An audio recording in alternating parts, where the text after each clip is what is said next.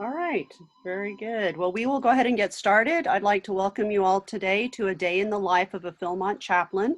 And I'd like to introduce today's presenter is Reverend Chip Turner, who is a member and immediate past chairman of the BSA's Religious Relationships Committee.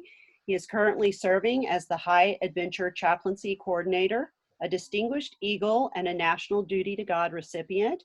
He has served on the Philmont Training Center faculty numerous times over a span of 40 plus years, and for the past 3 years as a Philmont chaplain.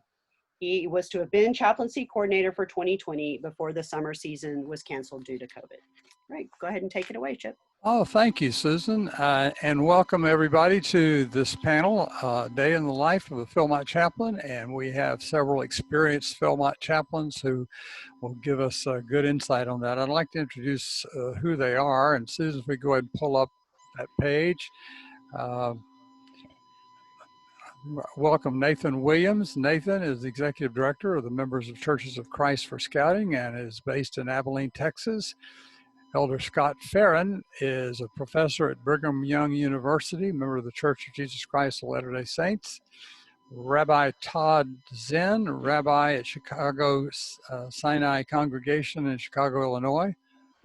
Father Steve Hoffer, pastor of Holy Family Catholic Church in Las Vegas, Nevada. And I'm sure there are many people holding many volunteer roles, but Steve, I have to say, I'm impressed that you're council commissioner. That's a big job. It is. And then Father Ed Erb, rector of Grace Episcopal Church in Honesdale, Pennsylvania. So, hey, if these guys don't have answers to the questions, they're probably not any answers. But let me just start off by saying, did you know, we go ahead, Susan, to the next slide there. Did you know that there have been chaplains at Philmont Scout Ranch for at least the past 66 years? And in the typical summer season, a team of 8 or more chaplains is on duty each day doing a variety of things. Now, I'd like to begin by sharing a word about some ranch-wide duty to God opportunities that are addressed there every day. And then our panelists, each one, as I said earlier, is a seasoned Philmont chaplain. They'll tell you about one of the 5 major facets, the different assignment each week and what those really mean. I think it'll give you a good overall view of a day in the life of a Philmont chaplain. So ranch-wide duty to God opportunities, one of those is the duty to God patch. Susan, if we'd go to that. There is also, I just added to the screen, there was also one of those at the summit. We're excited, by the way, for the first full-time chaplain to be at the summit this summer. So, and some good things are coming out of there. But the duty to God chaplain, of course, the duty to God patch is a big part of that, and more will be said by that, but that is administered by the chaplain aide, just one of the many ways we support and lift up the position of chaplain aide. Then the next, we have nightly worship services, and there are the Catholic, Protestant, Jewish, LDS, make provisions for others if needed, and hundreds of scouts and advisors gather in services held at a time reserved exclusively at Philmont for worship.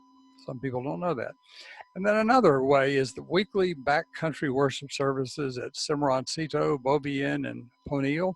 Our chaplaincy team addresses that every week as well. And then in addition to that, another is the whole idea of elevating the position of chaplain aide. Every worship service that's done in the training, at least one of our panelists may refer to, we really make it important and visible that the chaplain aide is a key member of that crew's team. Then we also use the staff chaplain assistants. Now, that's not really an official BSA position, but a couple of years ago, we started adapting that because we had a number of staff members there who really wanted to be of additional help. And that was designed, it's still getting going, and this year we had hoped for it to really blossom.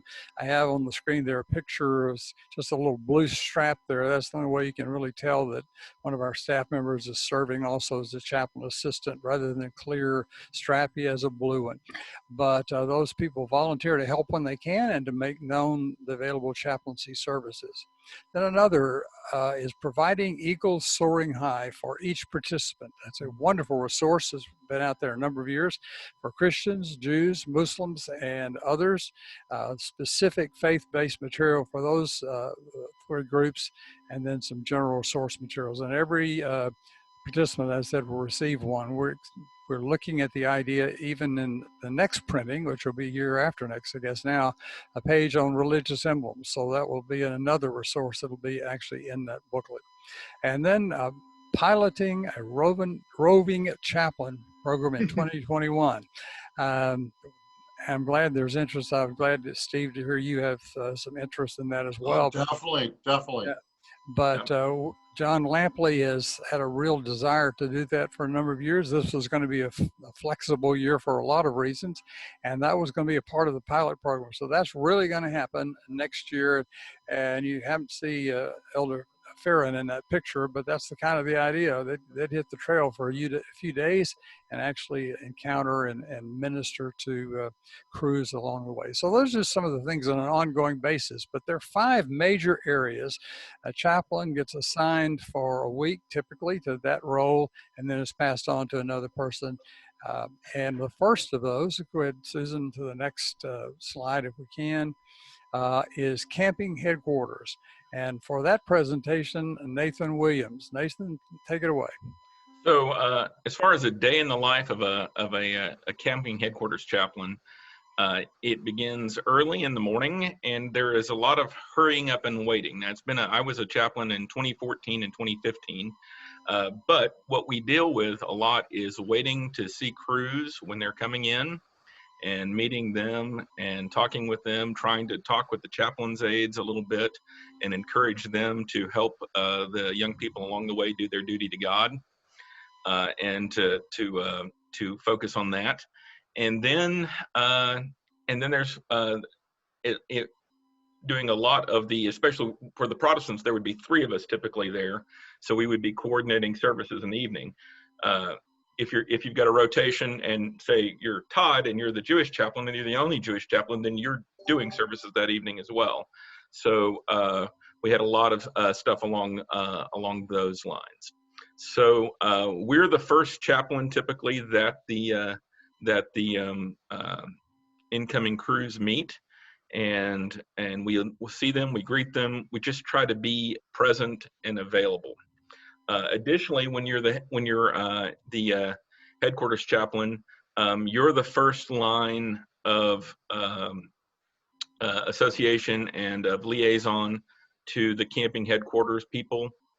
If there's something that's going wrong with a specific crew in the backcountry, if there's a death that you need to report back, a death in the family that you need to report back on the crew, you're the first line that's coordinating with that, and the backcountry chaplains and other issues like that to help kind of deal with situations that come up that need to be handled. The other thing that I would think of as when I was on a rotation for camping headquarters was to just be available to the staff. Just stop and check on the staff. Walk into the camping headquarters areas, walk into to the commissary areas, walk into the different areas and just say hello and see how things are doing, and visit with people and tell them that you appreciate what they're doing. And then when they, kind of be friendly and annoying until they say, "Chaplain, we're really busy here. We need you to go." You say, "Okay," and you leave, or you pitch in and you help clean stuff or do whatever. But just being available to visit with those folks and tell them that they're appreciated and that their work is good. A lot of times when you're during the afternoons, when maybe you'd hit a slowdown, I'd find myself kind of sitting down somewhere and just relaxing for a little bit, maybe reading a book, trying to read a book, and inevitably some staff member would just want to come down and talk.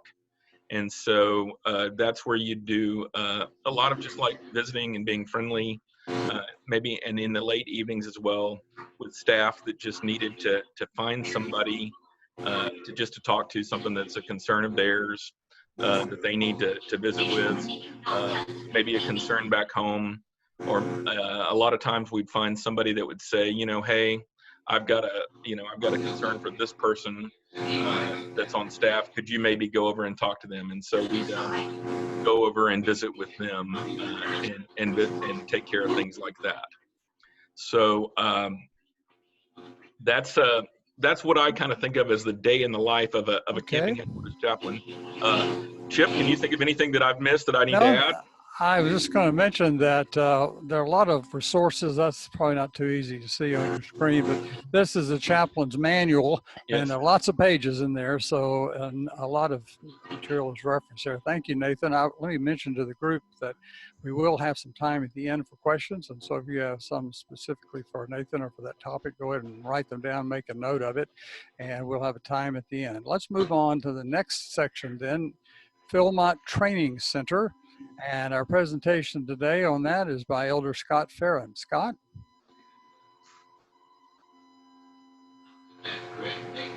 Is Scott on the call, Susan? Do you know? Let me check. I would ask that other participants who aren't talking to please mute. We're getting some feedback. It's hard for me to see when I'm screen sharing, but Nathan, I think you might be co-host if you could check. Okay. Under the participants. Okay.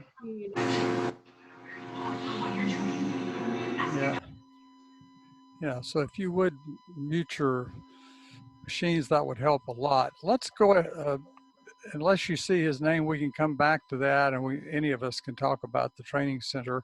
But I know that our next topic, let's advance to the next slide, backcountry assignment. Rabbi Todd Zinn is going to cover that. Todd?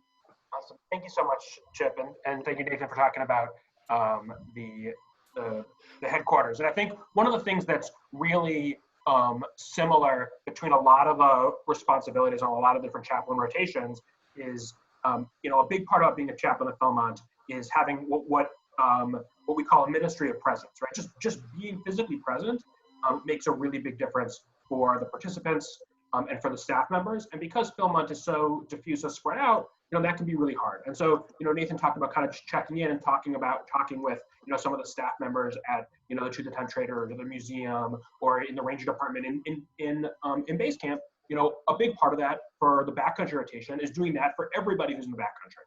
And who's in the backcountry? Everybody, right? No, but very few people come to Philmont to hang out in base camp. You might come to hang out across the street at the training center, but you don't come to hang out in base camp. And so, you know, there's one backcountry, maybe two backcountry chaplains at a time, whose job it is to minister to, you know, the thousands of people who are out in the backcountry. And what that looks like from like a tangible perspective is, you know, waking up early in the morning and getting in your car and driving out somewhere out into the backcountry, right?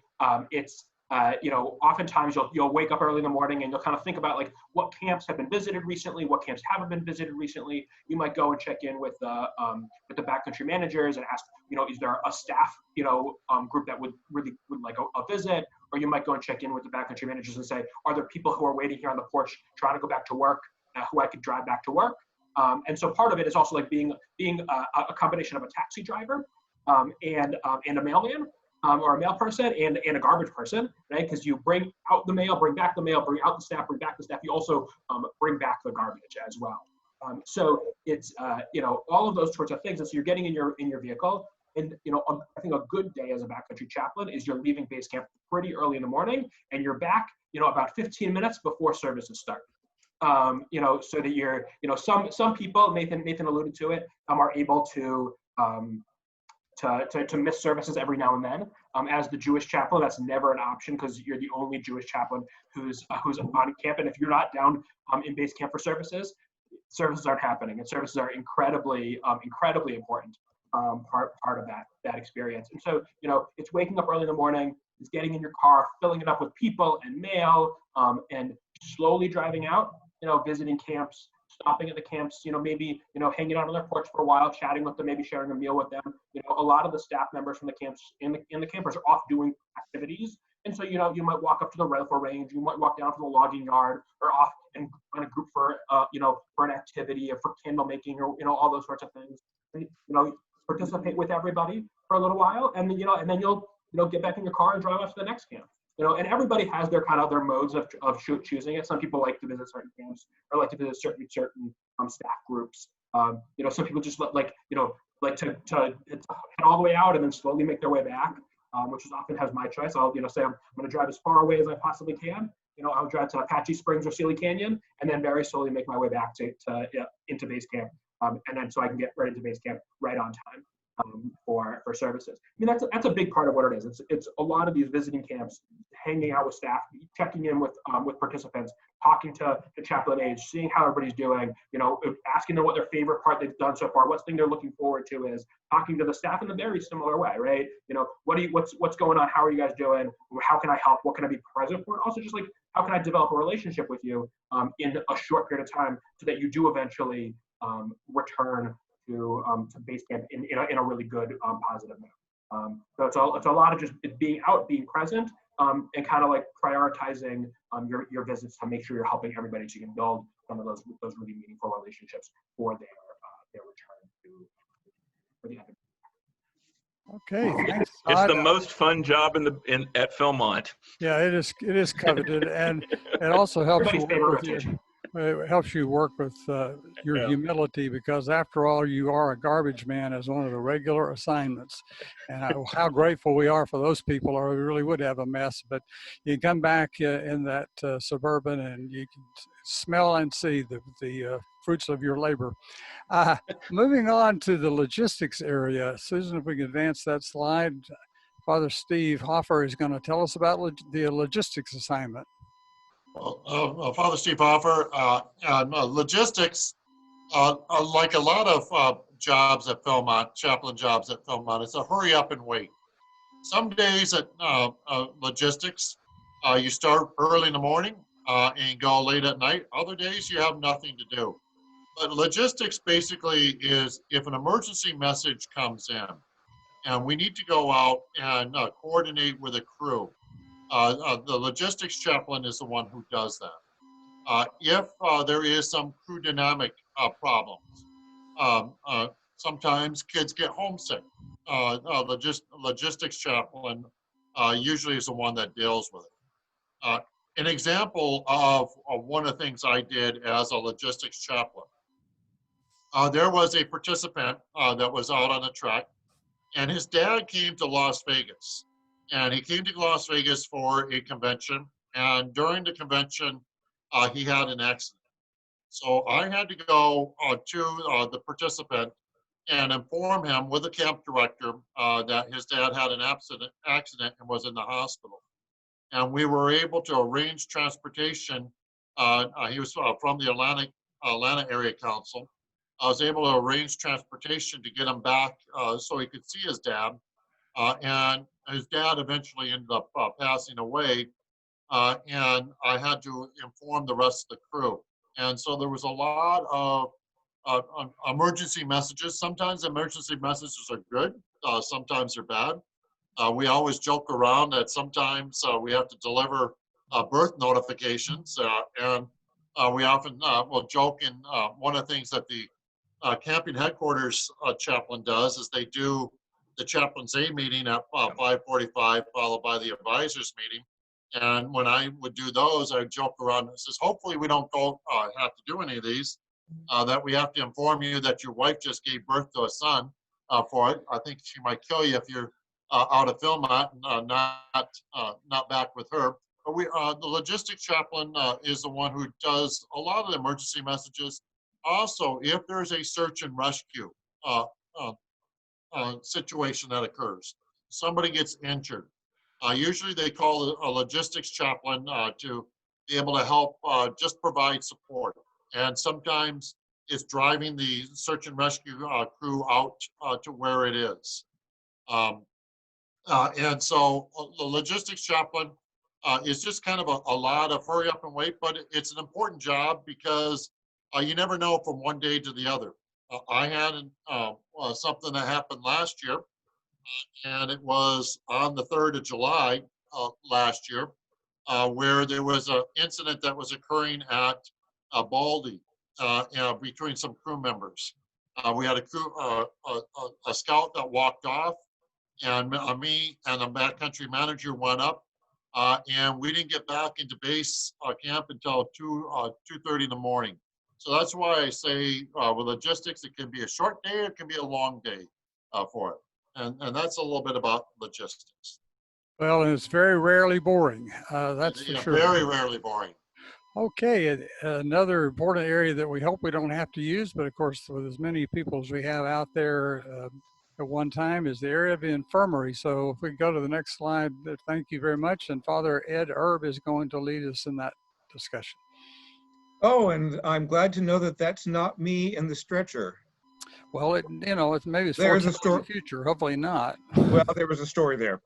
But I have a special appreciation for the Health Lodge. At home, I serve as a hospital and hospice chaplain. And years ago, I served a residency at Hershey Medical Center. And I spent several days under the care of Philmont healthcare staff after being on that stretcher 2 years ago. And that's the story, but having to do with a 5-foot fall on a mountain, a trip to Raton Medical Center by ambulance, and then to Las Vegas, New Mexico Hospital, surgery, train ride home, but ask me about that later.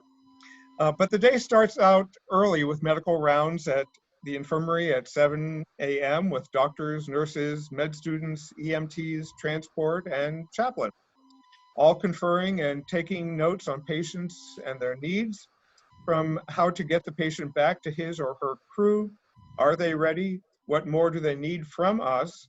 How soon can we get them up there on the mountain? Or are they just being, you know what? Sadly, however, sometimes making arrangements to get them home safely and quickly. And this happens for Philmont staff members as well as campers. Much of the rest of the day is spent traveling up into the mountains, taking, we hope, scouts and adults back up to their crews.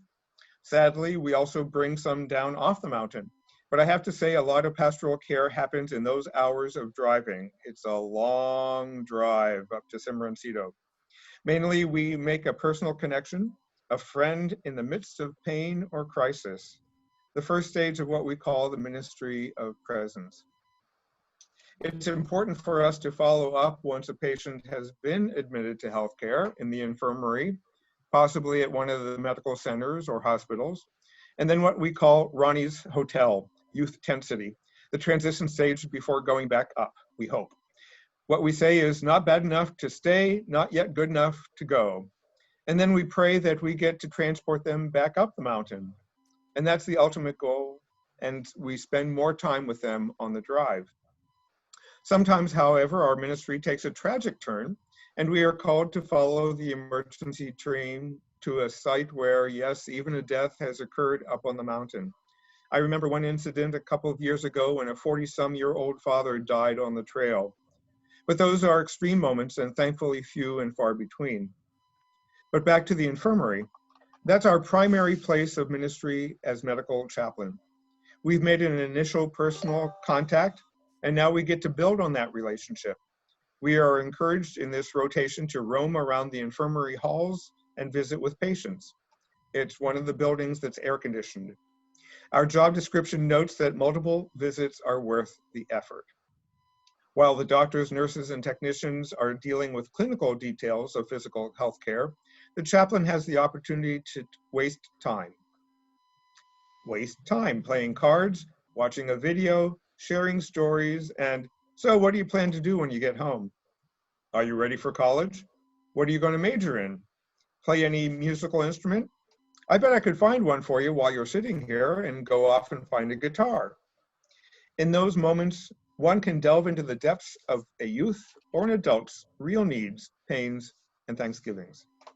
And yes, sometimes we even pray, read the Bible with them, and talk about God. As we say, Philmont is indeed a God experience. The real question we hold in our souls as chaplains is, how does that God experience happen when you had to come down here to the infirmary and aren't up on the mountain where you wanted to be? Do you think God is punishing you? Is there some way that you are learning about yourself and how you are growing? We don't blurt out those questions, but they can bubble up on the surface in the midst of a long-term relationship. And that's why multiple visits are worth the effort. Good long conversations with rides down those terrible bumpy roads I tell people that there are a lot of prayers that go up in Herb's Burb, mainly because of my driving abilities. But there's a game of cards waiting and sharing a bowl of popcorn, sitting and being together with those who have been separated from their friends and their dreams of Philmont. A God experience comes in many costumes, but even a 5-foot fall on a mountain and leg surgery is a memory to share with those who will come after us, stories to tell back home. So, do you know what happened to me when I was your age and climbing up Mount Baldy? I got bit by a rattlesnake when I was climbing. It was really cool. Well, sort of not what we were planning, but another day our ranger came back to join us and brought us some watermelon from Russell's. It was her day off. These are the things that we share. We tell people that the main part of our calling is to help people put a positive spin on everything. It's all a part of being a chaplain, and for which I'm grateful to be able to be present and to serve. Thank you, Ed. Well, I hope you're already being able to pick up, if you don't know these folks, how dedicated they are and how ready they are to roll with the punches regardless of what it may be. And they're oftentimes of unscheduled assignment, but they're not very many times of actually being off. I mean, you're on duty about 24 hours a day, literally, but that's a joyful thing too on occasion. Has Elder Farron joined us on the call? I wonder if he's got the wrong time zone. Well, I want to talk for a moment about Philmont Training Center as another entirely different assignment. John Lampley, would you be willing to talk about that? I put you on the spot. I can do that, but it'd be nice to hear from another chaplain. Well, I'd be pleased to. I was so excited to be able to come just to listen to you guys because I've missed you and been looking forward to seeing you and talking to you. PTC, the training center, is a completely different entity than the ranch that we spend most of our time in. But as you know, there are thousands of adult participants that come for training over the summer, as well as their families. And so we've always felt it's important to have representation for the chaplaincy to be a presence at the training center for the sake of those participants there, to mingle with them during the meals and in the evenings or during the programs. And often not often, but occasionally it involves a ministry of care and compassion when, let me see, I think it was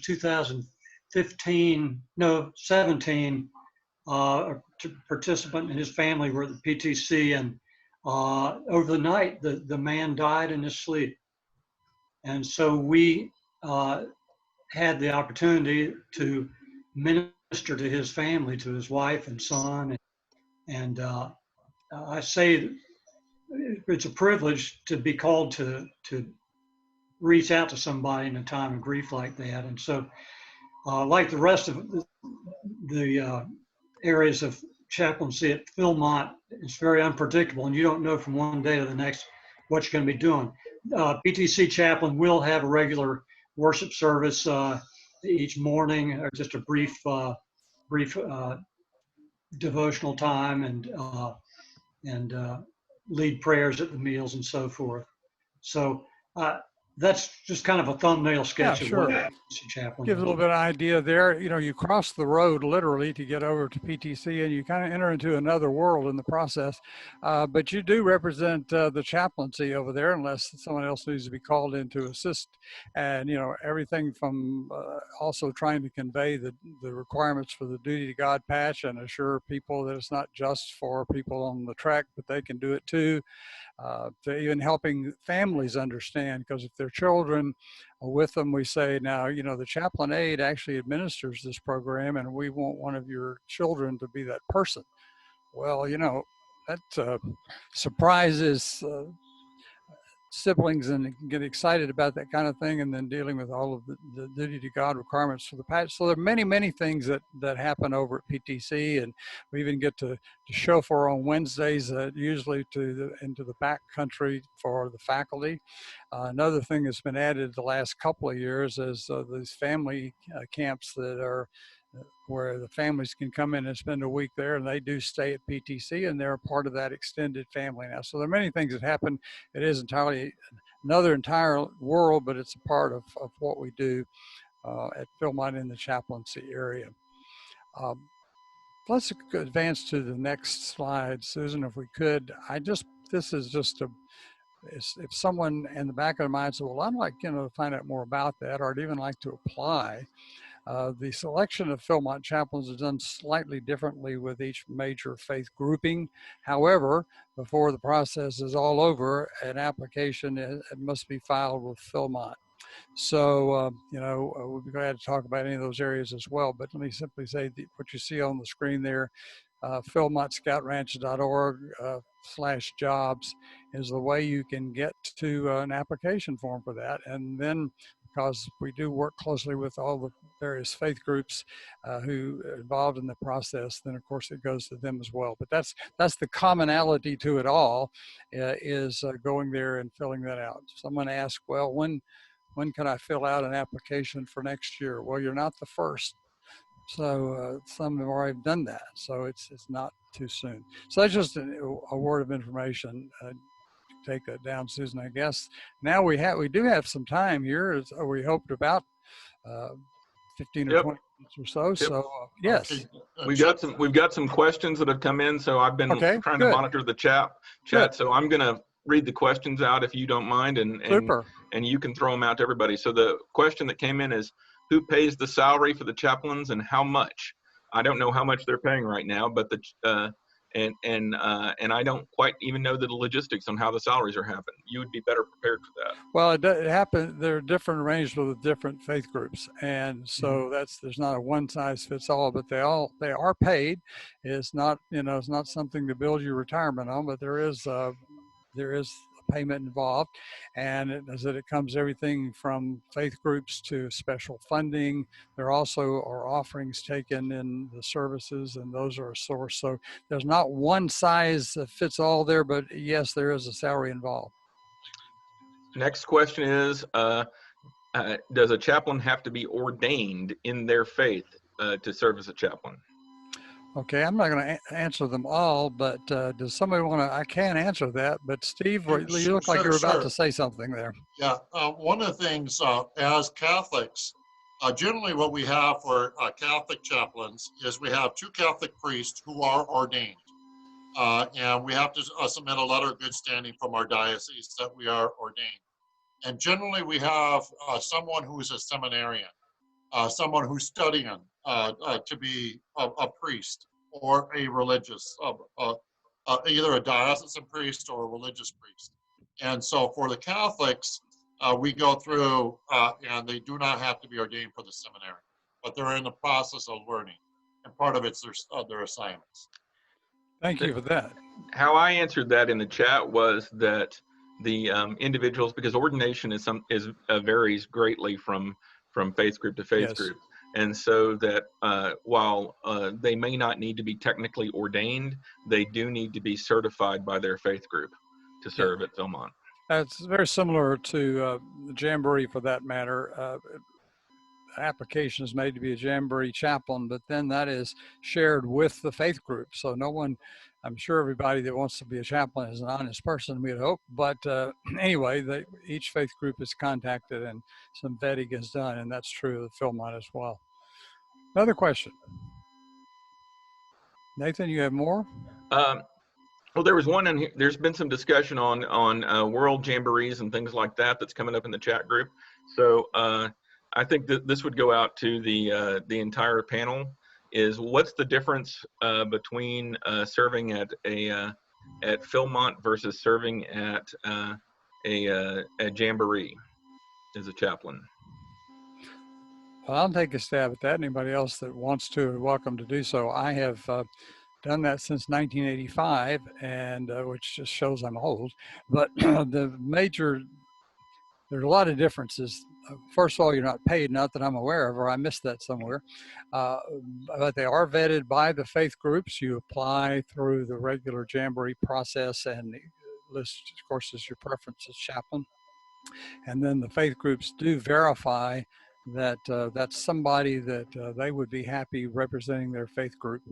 And as the numbers are allocated and how that's done, so it's similar in the application process, but and I guess like a Jamboree chaplain, every day is different based on a number of things, and it depends on what could have happened during that time. Most of those chaplains are assigned out in the subcamps, and so they're right there with a group of troops or units for the Jamboree, but they may be called into some larger action. But most of the action at a Jamboree happens in the subcamp as it relates to chaplains. So, and it's kind of the opposite at Philmont, I guess. Anybody else want to say a word about that? My answer to that would be that when you deal with Philmont, you're in a ministry opportunity that is limited by the geography that you're working with. That's the major complication, is understanding the logistics and the geography of getting to where you need to be to serve somebody. When you're dealing with a Jamboree situation, you're in a ministry opportunity that is that's the major challenge. There is the number of people that you're trying to work with in that environment. That's what I would see as the two main challenges of those two environments. Yeah. And I'll also say numerically that the Jamboree Chaplaincy is trying to establish that there be roughly 100 chaplains out in the subcamp areas, and there are a few at headquarters. So ideally, the total number is 125. That's not etched in stone somewhere, but that's been kind of a working principle for the last few Jamborees. The World Jamboree is a little bit different, but the national Jamborees, so that there is someone hopefully representing all the major faith areas, that if they're not in your subcamp, at least they're adjacent or close by anyway. So there are a lot more chaplains involved there. Of course, there are a lot more people involved in that too. Another question. Well, one of the questions that I did see early on is, what sort of services are done at Philmont? And we kind of talked about it at the beginning. Every day at 7 o'clock, from 7 to 8 o'clock, is time for religious services. And we've got religious services in base camp at camping headquarters for the Jewish faith, the Church of Jesus Christ of Latter-day Saints, the Catholic, as well as the Protestants. And sometimes if it rains, we have to go through and make do. The LDS have a nice building that they can go in.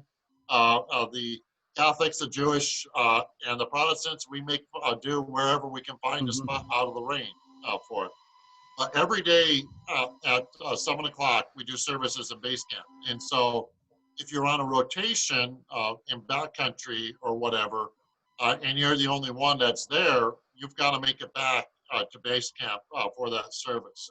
We also go through on Saturdays at 5 o'clock at Cimarroncito. We do a Protestant service and a Catholic Mass at Cimarroncito. And at 4 o'clock on Sundays at Beaubien, we do a Protestant service and a Catholic Mass.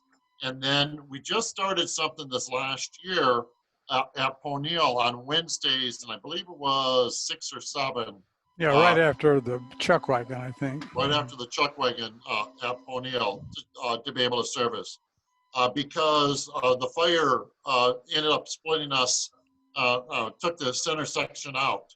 And one of the things for people, just to kind of get an idea, some of our farthest camps now is Sawmill. And Sawmill is approaching 3.5, 4 hours to get to Sawmill driving. And another one also is. And so a lot, like Ed was mentioning, a lot of it's on bumpy roads, doing a lot of ministry of presence. driving not very fast through these things. And if it's nasty out with the weather, it makes it really fun. Yes, it really does. And you get some driver training there, but you just have to exercise your faith a lot too. Because roads can be a challenge. Yes, they can. But it does help all the riders catch up on their prayer life. Yes. The other thing is, most of the time, just talking about the riding is, I found that was one of the greatest ministry opportunities that we had as chaplains with the staff. Was the staff are always looking for a ride to get somewhere in the backcountry, and we as chaplains are always looking for somebody to open and close gates for us. So it would give us the opportunity to really have some, sometimes casual conversations, but occasionally, when you're not looking somebody in the eye and you're looking at Mother Nature through the windshield as you're driving down the road, a young person would ask you some fairly challenging questions or talk about some real concerns in their life, and you just kind of pull off and to the side of the road and maybe have a deep conversation with someone that might help them get through their day or their week or their life. So yeah, and of course, most of the staff members are like college age, and so they're at a really important decision time in their lives, and maybe they think they have made their choices what they'll do vocationally, and now they're struggling with, well, maybe that wasn't it, and those type of things. And then something that's not trivial at all is at the end of the summer, there's usually a few romances that have sprung up among some of the staff, and so you get to deal with the breakups as well. So yes. and I said, I'm not making fun of that at all. It's a real thing.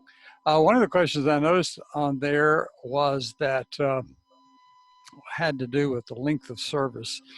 Is it all summer or is it less than that? The answer is yes. There's some of both. However, the desire is that someone serves at least about 3 weeks to a month, because there's a learning pattern there, and it really helps you to experience several of those rotations. The longer, the better. But yeah, there are opportunities. You do not have to be there all summer. One of the good things is we're having more and more applications, and so that's a wonderful thing. But when we can keep it staffed fully, as Father Steve mentioned, there are typically 3 Catholics there, there are typically 3 Protestants. Sometimes that varies a little bit, but with the evening services being an important part of what happens there, and I think that sets a wonderful pace for back in the council to show that it is important to have opportunities for doing your duty to God. And that's the only activity on the schedule at Philmont at that time. So I'm not saying nobody else does anything, but it's not on the calendar because that shows a great support there. A similar question early on is about the length of service. Someone was saying, is there a surplus or a shortage? And I guess my answer to that would also be yes. That there's a little bit of both sometimes. Last summer, because of a couple of very strange situations, life circumstances, we were short a time or two a person because, for instance, someone's house had flooded. And it was, they literally had to take care of that last moment and couldn't come. So, but when you are shorthanded, when you make as many commitments, one of the great things about being out in the backcountry, those other worship services, they're a great time to be with smaller groups and to just have a different experience altogether. But if you're shorthanded in the chaplaincy team, someone's thinking, I've got to get back for 7 o'clock. And those services vary, of course, by faith group and by what's happening. But, I've been in services as many as 250 or 300 people. I don't say that's always the case at base camp, but sometimes. So that's can be quite a happening. And so you look forward to that, but you have to kind of balance it all in the course of the day. So it would be hard to say that whether there's a surplus or a shortage. I would almost say it depends on part of the summer. But we were so excited that we thought we had every single space filled for this summer. We just unfortunately didn't have a summer to fill it with. But there's quite a group that are willing to serve. Other questions, Nathan? There's one that just came in. It says, and this has been offered before, is since PTC is going to a year-round program, are they going to be trying to have a full-time chaplain? I'm not the authority on that, but I'm not aware of such, because there are things that are happening in the fall, particularly, as you said, more and more. Could that evolve into that? Perhaps. That's something I think with proper funding, they would be open to doing if there were enough people there. You know, it's a little different mentality. It's probably more of a PTC kind of mentality, and that is a different thing altogether. And yet there are wonderful opportunities for personal ministry, as was shared earlier, for that. So I don't know the answer to that question, but I'm sure that if they're able to generate ongoing crowds right now, that'd be kind of an up and down kind of thing as it relates to what's happening out there. They may have something 3 weeks in September, and then there wouldn't be anything until 2 weeks later, that kind of deal. Another question I saw had to do with, is there a weekly meeting or something do the chaplains get together? Yes, absolutely. First of all the chaplains are housed in a fairly close proximity there, so that you are neighbors. But yes, there is a weekly meeting where we share the good and the challenging, just like the crews go out and try to be very much aware of what's happening that could be described as roses or thorns if there's a challenge, or buds having the potential of developing into a rose. Well, the chaplains get a chance to share that too, and we probably have some examples of all those in the course of the meeting. But so there's a camaraderie among chaplains that I have not sensed anywhere else. Honestly, it becomes kind of a family, really. It's a beautiful thing. Yeah, one of the things I often will tell people, a Philmont chaplain, I am first and foremost a Philmont chaplain, secondarily a Catholic priest. Mm-hmm. And I think a lot of us have that mentality, is that we are first and foremost work for Philmont as a chaplain, and then we represent our respected denominations, because we are dealing with people from various different faith traditions. And I can't come in, if I'm dealing with somebody who's LDS, I can't come in with a Catholic perspective and talk to them about the Catholic faith. I can talk to them generically about God. And then we get into some of the specifics.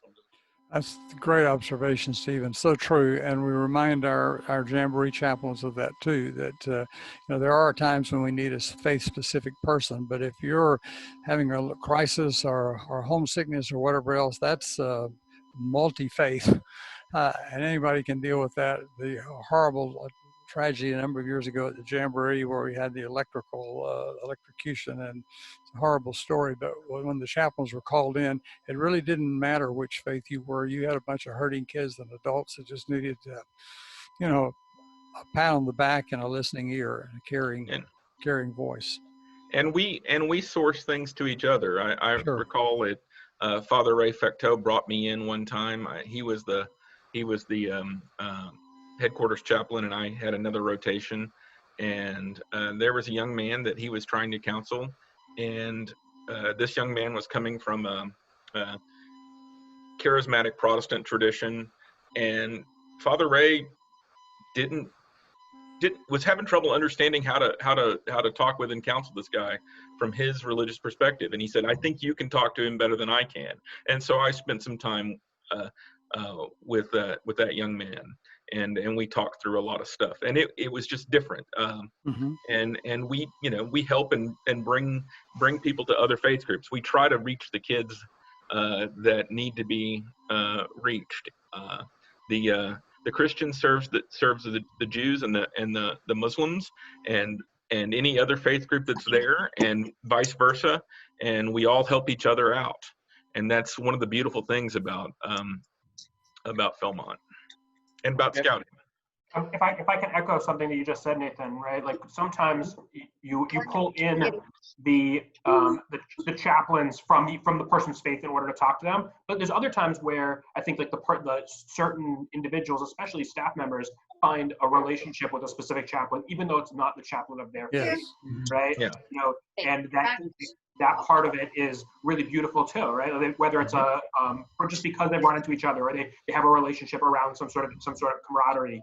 And so I know there's lots of Christians and Muslims that I spent a lot of time with as the Jewish chaplain, just because we had a really nice relationship. And I think it's very true for all of you as well, talking with people who are of other faiths. And I think, we would never imagine saying, no, you're Christian, I can't talk to you, right? Or I only minister to my faith group, because as Father Steve said, right? We are Philmont chaplains for everybody who's at Philmont. Well, Todd, I can speak from experience with Todd. Todd has helped a lot of college students who are working at Philmont who are in their seeking phase, and the majority of whom would be coming from a Christian background. In that normal questioning that happens during those college years, he's helped a lot of Christian kids sort through their relationship with God, and he's helping them do it from his perspective as a rabbi, and but helping them sort through stuff, and it's a great service. It is. Yes, Phil. Can I comment on a point that you made? Sure. So I was at that jamboree. I was a scoutmaster, and my troop was the closest troop to the unit from Alaska that lost 4 of their leaders. And the scouts in my troop, as well as the adults, were really shaken by that event. I mean, they could see it from where they were. Yeah. And what I did is I went to the base camp headquarters, and I asked the chaplain there to come talk to our troop. And we had a meeting, and he spoke to the boys. And he told me after, and it was, of course, very, very worthwhile. But he told me later on in the jamboree that was the best experience of his life, counseling our scouts. Well, that's very good to hear. One of the things we did mention that we deal sometimes with either staff or participants of other faiths, and that can be a very enriching experience. I think of one of the staff who, granted, he kind of fallen away a bit at his own admission, but he, the more he talked, and he said, well, I used to be Catholic. And I thought, well, what I'm hearing is you still are. And that was a good thing. I mean, it was a meaningful part of what he didn't realize how meaningful it was, I think, at the time. And so I was very enriched by just the ability to, have that discussion with him. Chip, yes. We got a good question that just came in here, and it's regarding how we handle youth protection Yes. training as chaplains. Yes, we definitely do. Be assured, we even in the counseling sort of situations, we are still out visible as the requirement would be, and more and more emphasis on making sure we have a second adult in the suburbans when we're out, because that's of course part of the whole process too. Now, granted, as you run across so many staff camps, you're not away from anybody for very long. But yes, the short answer is yes, we do youth protection. Yes, the counseling is in sight of someone else. So even though you can have one-on-one counseling, you're not off somewhere apart from eyesight of somebody else. And even in situations where we would have to do a medical run and bring somebody in from the backcountry, and situations like that, we would typically do frequent radio contact to make sure that there is that level of protection, and that we're calling in repeatedly along the way, so that that we've got a youth protection documenting our progress and how we're coming down through the backcountry there. Right, and many of the staff members, most of them, would qualify as a second adult, and they're often coming down for a ride or whatever. So it's not as big a challenge as it sounds like, and we are very much aware of that existing. Other questions? There's been a question that's come up about is there another chaplaincy training opportunity that's anticipated, and where we would post that to be monitored. Well, I don't know. We had one a couple of years ago out at Philmont. It was well attended, and there was a lot of interest in doing that. I